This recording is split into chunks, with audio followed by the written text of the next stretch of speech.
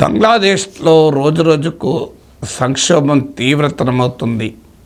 యూనస్ ప్రభుత్వానికి సైన్యానికి మధ్య డిఫరెన్సెస్ పెరుగుతున్నాయి. బంగ్లాదేశ్లో ఉన్న పొలిటికల్ ఫోర్సెస్ మధ్య కూడా భిన్నాభిప్రాయాలు పెరుగుతున్నాయి. అసలు యూనస్ రాజీనామా చేస్తాడని కూడా వార్తలు వచ్చాయి. ఆర్మీ బహిరంగంగానే ప్రభుత్వ నిర్ణయాలను వ్యతిరేకిస్తుంది, ప్రభుత్వ ఆలోచనలు ప్రశ్నిస్తోంది. సో ఆ బంగ్లాదేశ్లో పొలిటికల్ ఇన్స్టెబిలిటీ, రాజకీయ అస్థిరత రోజు రోజుకు తీవ్రతరమవుతోంది. ఈ పరిస్థితుల్లో సైన్యమే తిరుగుబాటు చేసి అధికారాన్ని చేపట్టవచ్చు అని కూడా వార్తలు వస్తున్నాయి. అసలు ఏం జరుగుతోంది బంగ్లాదేశ్లో చాలా క్లియర్గా అర్థమవుతుంది. యూనస్ ఒకవైపు, మిగతా యూనస్ వ్యతిరేకంగా ఉండేవారు ముఖ్యంగా ఆర్మీ ఒకవైపు, Bangladesh nationalist party, Awami League యూనస్ను వ్యతిరేకించే శక్తులుగా ఉన్నాయి. అయితే మళ్ళీ ఈ మూడు శక్తులు కలవడం లేదు. వీరు ముగ్గురు, అటు అవామీ లీగ్ యూనస్ వ్యతిరేకము, బంగ్లాదేశ్ నేషనలిస్ట్ పార్టీ యూనస్ నిర్ణయాలు వ్యతిరేకిస్తుంది, ఆర్మీ యూనస్ ప్రభుత్వ నిర్ణయాల్ని వ్యతిరేకిస్తుంది. కానీ ఈ మూడు శక్తులు కలవడం లేదు యూనస్కు వ్యతిరేకంగా. ఇక బంగ్లాదేశ్ పాలకుడైన మహమ్మద్ యూనస్కు మద్దతుగా స్టూడెంట్స్, ఇస్లామిస్టులు అండ్ మీకు జమాత్ ఇస్లామీ లాంటి మత ఛాందసవాద సంస్థలు, గతంలో నిషేధిత సంస్థలు, అలాగే ఇటీవల స్టూడెంట్స్ స్టార్ట్ చేసిన నేషనల్ సిటిజన్ పార్టీ, వీరు మాత్రం మహమ్మద్ యూనస్కు మద్దతుగా నిలబడ్డారు. సో ఒక రకంగా వర్టికల్ స్ప్లిట్ బంగ్లాదేశ్ సొసైటీలో, బంగ్లాదేశ్ పొలిటికల్ ఎస్టాబ్లిష్మెంట్లో, పవర్ స్ట్రక్చర్లో మనకు కనబడుతుంది. ఆర్మీకి బంగ్లాదేశ్లో ఉన్న పాలకులకు మధ్య ఉండే విభేదాలు కనుక చూస్తే, మొదటి విభేదము ఎలక్షన్స్ విషయంలో వస్తుంది. ఎన్నికల్ని వెంటనే వీలైనంత త్వరగా పెట్టి ఎలక్టెడ్ ప్రభుత్వానికి దేశ భద్రత, దేశ రాజకీయ స్థిరత్వ బాధ్యతలు ఇవ్వాలని ఆర్మీ అంటుంది. Captaincy is about making right decision whether on the field और ऑफ द फील्ड. इसलिए मैं कंट्री डिलाइट पर भरोसा करता हूँ. They deliver 100% pure buffalo milk to my doorstep by 7 AM. Don't just enjoy our matches. Enjoy village fresh buffalo milk too. Download the Country Delight app. కానీ ముందు political reforms, election reforms చేపట్టాకనే ఎన్నికలు జరపాలి అని మహమ్మద్ యూనస్ ఆలోచన. అలా అయితే నెక్స్ట్ ఇయర్ మిడిల్ వరకు కూడా ఎలక్షన్స్ వాయిదా పడవచ్చు.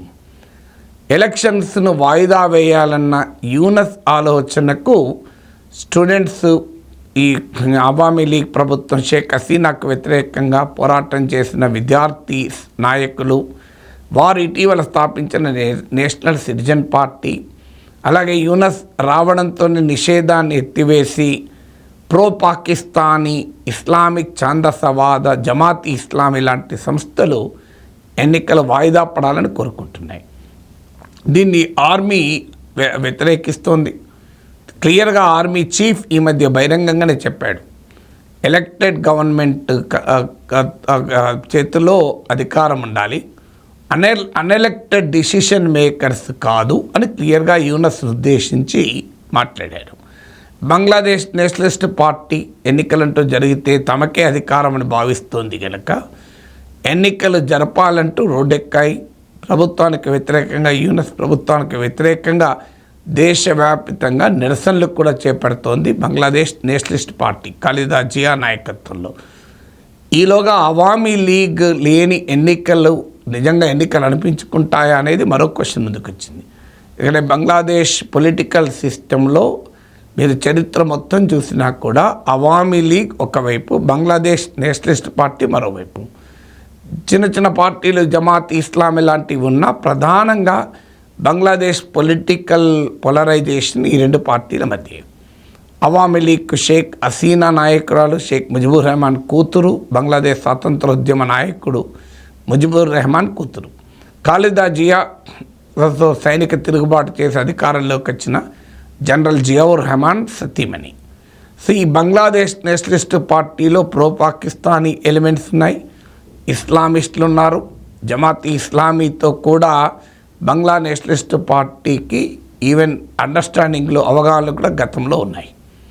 సో ఇప్పుడు అవామీ లీగ్ను యూనస్ ప్రభుత్వం నిషేధించింది.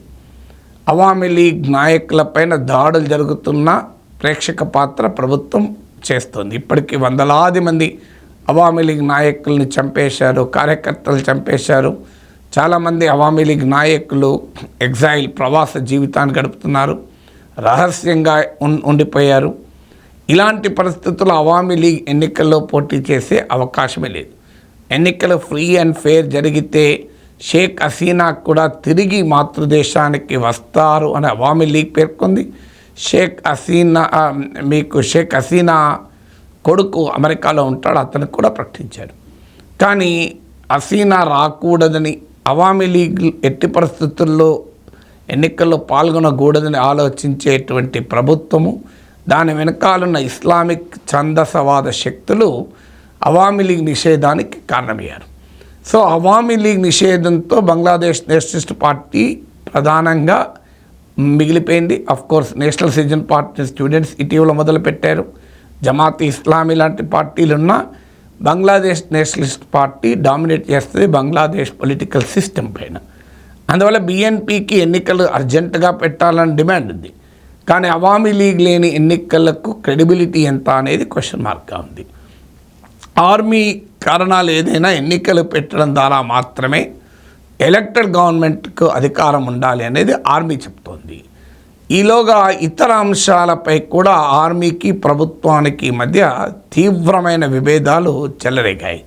ఉదాహరణకు మియన్మార్లో రోహింగ్యాస్ ఉండే ప్రాంతం ఉంది.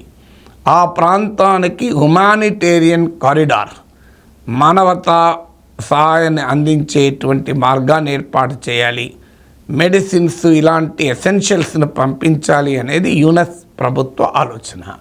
దీన్ని ఆర్మీ వ్యతిరేకిస్తుంది. ఎందుకంటే ఇది అనవసరంగా బంగ్లాదేశ్కు సెక్యూరిటీ రిస్క్ను తెస్తుంది, భద్రతాపరమైనటువంటి సవాల్ తెస్తుంది అనేది మీకు ఆర్మీ అభిప్రాయం. కానీ ప్రభుత్వం మాత్రం ఈ హ్యుమానిటేరియన్ కారిడార్ ఏర్పాటు చేయాలి, మియన్మార్లో ఉన్న కల్లోలిత ప్రాంతమైన రోహింగ్యాలు ఉండే ప్రాంతానికి అని. అలాగే రెండవ డిఫరెన్స్, మీకు చిట్టగాంగ్ ఎయిర్పోర్ట్ను విదేశీ నిర్వహణకు అప్పజెప్పాలని యూనస్ ప్రభుత్వం ఆలోచిస్తుంది. సో చిట్టగాంగ్ ఎయిర్పోర్ట్ చైనా ఆధీనంలోకో లేదా ఫారిన్ పవర్ ఆధీనంలోకి వెళ్ళాలని, దీన్ని కూడా ఆర్మీ అంగీకరించడం లేదు. సో ఆర్మీ ఈ ప్రతిపాదనను కూడా స్పష్టంగా వ్యతిరేకిస్తుంది ఆర్మీ. ఇక మరో ముఖ్యమైన డిఫరెన్స్, స్టార్లింక్, ఇలాన్ మస్క్ నాయకత్వంలోని స్టార్లింక్ బంగ్లాదేశ్లో ఎలో చేయాలి అనే అంశంపై కూడా ప్రభుత్వానికి ఆర్మీకి మధ్య స్పష్టమైన డిఫరెన్సెస్ ఉన్నాయి. అందువల్ల ఎన్నికలు ఎప్పుడు జరపాలి, ఫారిన్ ఇన్వాల్వ్మెంట్ చిట్టగాంగ్ ఎయిర్పోర్ట్ నిర్వహణలో ఉండాలా వద్దా, స్టార్లింక్ను ఎలో చేయాలా వద్దా, మియన్మార్లోని రోహింగ్యా ప్రాంతాలకు హ్యుమానిటేరియన్ కారిడార్ ఏర్పాటు చేయాలా వద్దా, ఇలా కీలకమైన అంశాలపైన ఫండమెంటల్ డిఫరెన్సెస్ అనేది ప్రభుత్వానికి ఆర్మీకి మధ్య ఏర్పడ్డాయి. ఇక 9 నెలల క్రితం యూనస్ నోబెల్ బహుమతి పొందిన ఆర్థికవేత్త, గ్రామీణ్ బ్యాంక్ వ్యవస్థాపకులు, ఇతనికి గతంలో కూడా పొలిటికల్ ఆస్పిరేషన్స్ ఉండే పార్టీ కూడా పెడదామని అనుకున్నాడు. అందువల్ల అవామీ లీగ్, షేక్ హసీనా ప్రభుత్వం మొదటి నుంచి కూడా యూనస్ను అనుమానంగానే చూసింది. దాంతో బంగ్లాదేశ్లో హసీనా వ్యతిరేక ఉద్యమకారులకు యూనస్ చాయిస్గా మారాడు. అందువల్ల యూనస్ నాయకత్వంలో ఇంటరిమ్ తాత్కాలిక ప్రభుత్వం ఏర్పడింది. అంటే ఆయన ప్రధానమంత్రి కాదు, కానీ ప్రధాన పరిపాలకుడిగా కొనసాగుతున్నాడు. యూనస్ అమెరికాలో చదువుకుని ఉద్యోగం కూడా చేశాడు. అందువల్ల అమెరికాకు యూనస్కు మధ్య చాలా సన్నిహిత సంబంధాలు ఉన్నాయి. హసీనాను తొలగింపు వెనకాల ఫారిన్ పవర్స్ ఉన్నాయని ఆమె ఆరోపించింది. అవామీ లీగ్ కూడా ఆరోపణ, ముఖ్యంగా అమెరికా పైననే ప్రధానమైన ఆరోపణ. బంగ్లాదేశ్లో ఉన్న ఒక దీవిని అమెరికా కనుక ఇచ్చివేసి ఉంటే, నేను ఆ ప్రెషర్కు తలవంచి ఉంటే, దేశ సమగ్రతను కూడా తాకట్టు పెట్టి ఉంటే నేను ఇవాళ అధికారంలో ఉండేదాన్ని అని షేక్ హసీనానే పేర్కొంది. అందువల్ల ఈ యూనస్ చర్యల పైన మొదటి నుంచి కూడా అనుమానంగా ఉంది. దీనికి తోడు యూనస్ ఒక పొలిటికల్ స్టెబిలిటీ తెస్తానని ప్రామిస్ చేసి వచ్చాడు, కానీ ఎక్కడా పొలిటికల్ స్టెబిలిటీ లేదు. బంగ్లాదేశ్ పొలిటికల్ సిస్టమ్ మొత్తం గందరగోళం, క్యావస్లో ఉంది. ఇక మాబ్స్కి అయితే అంతే లేదు. అటు అవామీ లీగ్ కార్యకర్తలు చంపేస్తున్నారు, మైనార్టీలపైన దాడులు జరుగుతున్నాయి. ఇంత గందరగోళంగా దేశం ఉంటే యూనస్ ఫారిన్ పాలసీ పైన ఎక్కువ దృష్టి పెడుతున్నట్టున్నాడు. చైనాకి ఎలా క్లోజ్ కావాలి, చైనాకు అనుకూలంగా భారత్కు వ్యతిరేకంగా స్టేట్మెంట్లు ఇవ్వడం, యాంటీ ఇండియా యాక్టివిటీస్ను ప్రోత్సహించడం, వీటిపైన యూనస్కు ఎక్కువ శ్రద్ధ ఉంది. తన దేశాన్ని సరిగా పెట్టాలన్న దానికన్నా కూడా ముఖ్యంగా జమాత్ లాంటి ఇస్లామిస్ట్ల ఇన్ఫ్లుయెన్స్లో యూనస్ పనిచేయడం అనేది ఆందోళన కలిగిస్తున్న అంశం. ఈ పరిస్థితుల్లో ఆర్మీ ఏమి చేస్తుంది? ఈ క్రైసిస్ ఈ వాస్తవంగా షేక్ హసీనా అధికారంలో ఉన్న సమయంలో విద్యార్థుల నిరసనలు, వీటి అన్ని నేపథ్యంలో ఆర్మీ ఒక రకంగా తటస్థ పొజిషన్ను అనుసరించింది. ఈవెన్ హసీనా స్టూడెంట్ ప్రొటెస్టర్ లక్షల సంఖ్యలో హసీనా ఇంటిపైకి వస్తున్నా ఆర్మీ ఫైర్ చేసడానికి నిరాకరించి హసీనాకు క్లియర్గా అల్టిమేటం ఇచ్చింది, మీరు వెంటనే దేశం విడిచిపోకపోతే చాలా ప్రమాదం ఉంటుంది అని. ఆ రకంగా షేక్ హసీనాను దేశం విడిచి వెళ్ళటానికి ఆర్మీ ఫెసిలిటేట్ చేసింది. కానీ అదే ఆర్మీ హసీనా ఆదేశాల మేరకు విద్యార్థుల నిరసనకారులపైన కాల్పులు జరపడం నిరాకరించింది చివరి దశలో. అందువల్ల ఆర్మీ పొలిటికల్ పవర్ చేపట్టడానికి ఇప్పటివరకైతే ప్రజెంట్ ఆర్మీ చీఫ్ వకర్ జమాన్ ఆసక్తిగా ఉన్నట్టు కనిపించడం లేదు. కానీ బంగ్లాదేశ్ హిస్టరీ చూసినా, పాకిస్తాన్ చరిత్ర చూసినా, ఆర్మీ పొలిటికల్ ఎస్టాబ్లిష్మెంట్ క్రెడిబిలిటీ కోల్పోయినప్పుడు ఆర్మీ ఎంటర్ అయిన ఉదాహరణలు ఈ దేశ చరిత్రలో కోకొల్లలు. అందువల్ల ఆర్మీ ఏ క్షణమైనా తిరుగుబాటు చేయవచ్చు. ఎందుకంటే యూనస్ ప్రభుత్వంతో తమకున్న డిఫరెన్సెస్ కూడా ఎక్కడా అంతర్గతంగా లేవు. బహిరంగంగానే ప్రెస్ కాన్ఫరెన్స్లు పెట్టి ఆర్మీ చీఫ్ మాట్లాడుతున్నాడు, ఆర్మీ స్పోక్స్ పర్సన్ మాట్లాడుతున్నాడు. అందువల్ల ఈ క్రైసిస్ ఏ టర్న్ తీసుకుంటుంది, మిలిటరీయే నేరుగా అధికారాన్ని చేపడుతుందా అనే గందరగోళం మాత్రం ఇప్పుడు బంగ్లాదేశ్లో నెలకొని ఉంది.